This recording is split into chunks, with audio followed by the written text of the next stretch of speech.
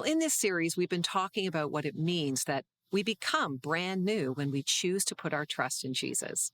Paul's letter to the Ephesians reminded them that it's God who makes us new.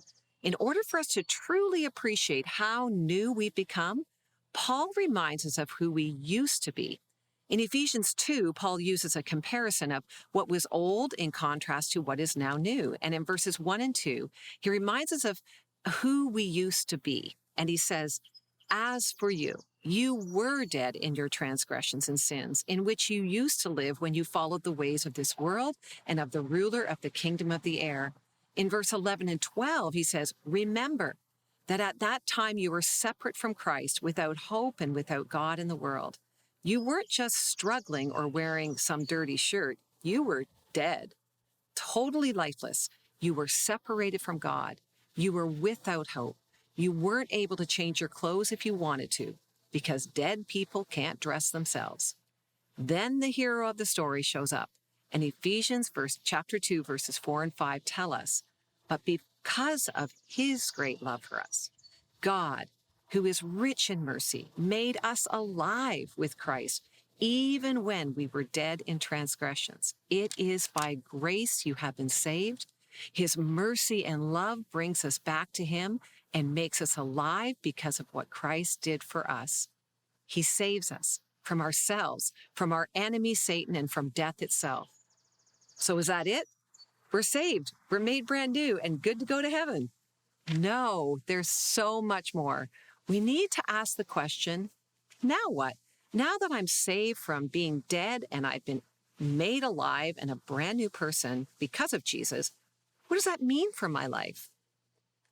When you know who you really are, brand new, then you can discover your purpose and all God has for you now.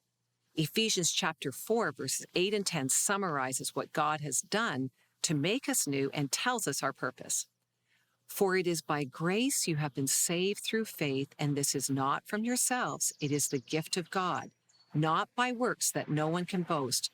For we are God's handiwork, created in Christ Jesus to do good works, which God prepared in advance for us to do." God has given us this gift of new life. We didn't earn it by doing good works. It all starts with God. We are his handiwork, his unique creation. We get to be who God designed us to be and do what God designed us to do. Wow! Our new life is found in Christ and gives us purpose. Don't worry, you don't have to figure it out all that on your own. It's all about partnership. See, we partner with God in what he is already doing, and we show up as our brand new, unique self and follow God's lead. We join him.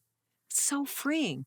We can't live this brand new life in our own strength. That's why this gift of new life is found in the Spirit's strength. When we listen to the Spirit and we obey the Spirit, knowing what to do comes easy. You can wake up each day before your feet hit the floor and simply ask God, "What will we do together today?" Now that's living a brand new life with a brand new identity and a brand new purpose. Ask God where you can join him in the good work that he's doing, and then quickly join him.